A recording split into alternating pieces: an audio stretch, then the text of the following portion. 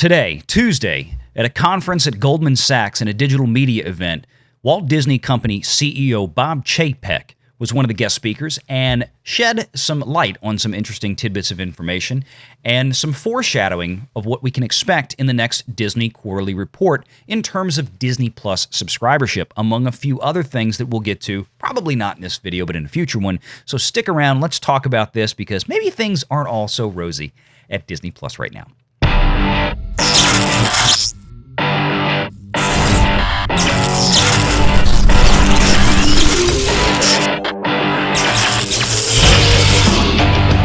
Renegade Online. All right, well, welcome back. This is a rarity for me to do two videos in one day like this. It's hard for me to do that, but I'm glad you're here. Please make sure you hit that like button on this video, hit that subscribe button, hit that notification bell, and please do share the video out on social media. Big help with those YouTube algorithms, and I really appreciate everybody being here. So let's jump right into this. I found this information really fascinating, and of course here, we love to talk about the business aspects of things, and we've been on a kick lately about streaming services and looking at numbers and understanding really success when it comes to streaming. We've recently been doing a series on movie theater box office, which part 2 came out this morning at 10 o'clock Central. If you have not seen that, please go back and watch that. But watch part 1 first if you haven't seen part 1. But this kind of plays into it, but this is not something that I wanted to stick into part 3. So let's jump right into this. Disney CEO Bob Chapek says that the COOF shutdowns reduced streaming content available in quarter 4, which is Disney's fiscal quarter 4, not our calendar quarter 4. Disney's fiscal quarter is always roughly one quarter ahead of where we are. So our third calendar quarter, of course, ends on September 30th. That is the end of Disney's fourth fiscal quarter.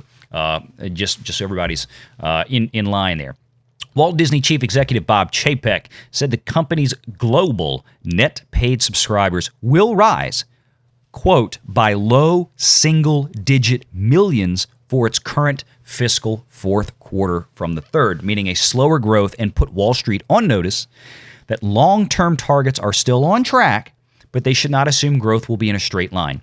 Quote, a quarter-to-quarter business is not linear, he told a media conference Tuesday. That's something where we're not exactly aligned with the street. He further went on to say, quote, investors take last December and say, oh, they want to get to 230 or 260 or wherever the number, and they divide it by the number of quarters and say they need to add X subscribers per quarter. And we have seen some of that in this current quarter. But these numbers tend to be a lot noisier than a straight line quarter to quarter, and we have seen the noise, in this current quarter. So let's talk about this. He goes on to say that the studio, this is a very short-term issue in terms of the COOF delays that delayed production in a lot of Disney Plus projects, which is why they did not come out this year. Obviously, they had a lot more things that they had planned to release on Disney Plus to not only sustain current subscribers, but also to grow and add new subs to Disney Plus. He says, quote, this is very short term. He said, in fact, it has been resolved. The studio currently has 61 new movies and 17 episodic programs in production. The television group has, quote, hundreds of new programs in production, and the company has 200 productions underway across the globe. Now, of course, this includes not only Disney Plus, this includes things on Hulu and other entities like Hotstar, and we're going to talk about that now, because we need to go into these Disney Plus numbers and we need to understand a few things. So for everybody out there, we have talked many times on this channel before about something called ARPU or RPU, which is average revenue per user or revenue per user. All of these streaming services, when they create their quarterly financial reports, if they're publicly traded, as Disney is, as AT&T, which is HBO Max and Time Warner, when you have Discovery and things like that, or Netflix, all of these guys report their revenues and then break it down by user, and that gets us an average revenue per user. This basically means that this is the amount of money that Disney Plus, in this case, or HBO Max or Discovery or Netflix, makes on average every time a subscriber pays that monthly fee. So for Netflix, it's around $14. They're the best in the business. HBO Max also charges around the same $15 a month for their premium system like Netflix does, but HBO Max makes around $11.90 per month average revenue per user. Of course, they now have a two-tier system with ads. We still have to wait, I think, until this quarter before we really see some of those revenues start materializing. I actually expect ARPU for HBO Max maybe to go up a little bit. But when we look at Disney, Disney is, quite frankly, the worst in the business when it comes to average revenue per user in terms of a big streaming service. Disney's ARPUs have been steadily declining in the last 12 months. They are now down to a global average revenue per user of $4.16, I believe, on the last quarterly report, which is very bad. And the reason for this is because, yes, we're paying about $8 to $9 a month here in the U.S., but when Disney opens up in places like India, which is the Hotstar service that they have over there, in case you don't know, while we're paying $8 to $9 a month here in the States, the fee for the service, the same Disney Plus services in India, range between roughly $6 and $20 for their services per year. I'll say that again, per year. They are paying pennies, literally pennies on the dollar, less than 10% of what we are paying here in terms of Disney Plus, at least for the basic access level. So every time they add new subs in India, the average revenue per user for Disney Plus continues to drop like a hot rock. So here's the thing. Most of these companies, but Disney especially, they really have not given us a breakdown of where these subscribers are coming from on these quarterly reports. We're just getting, here's the total revenue, here's the number of, here's the average revenue per user, and you kind of have to do some math to figure out the rest. But what we can't really tell is how many subs are in each area. So we don't know if they expect a $2 to $3 million subscriber growth this quarter, which would be the worst quarter they've had so far in subscriber growth, right?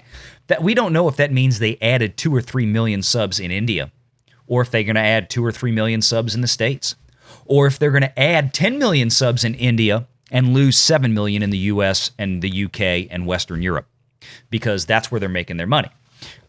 We really aren't going to know. We are going to have some relative idea when we see what the movement in the average revenue per user is for Disney after a really bad quarter of growth like this.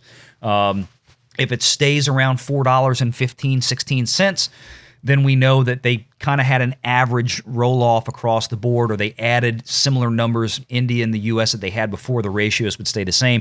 If we see a radical shift again in the average revenue per users, then we can make some reasonably educated guesses and assumptions here that, it'll give us an idea of where these subscribers, these net gain of 2 or 3 million subs that Bob Chapek seems to be indicating, will come from. So he's obviously giving Wall Street a little bit of foreshadowing and some warning here, talking about why the production delays for all this. But again, as I've said before, Hollywood's biggest problem, and especially Disney right now, they have a content problem.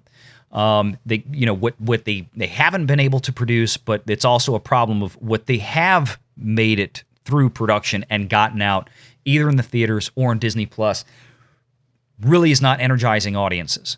And I know they're not alone. But they're really not energizing audiences to the levels that they should expect from what we had all the way up through 2019 and early 2020. And I'm kind of tired of hearing this, the coof excuse when it comes to people showing up at theaters, because to me, again, I turn on college football this weekend, I turn on the NFL, I see sold out concerts, I see football stadiums packed to the brim. People are getting out there. For whatever reason, the theaters, or people going to movie theaters, is lagging behind.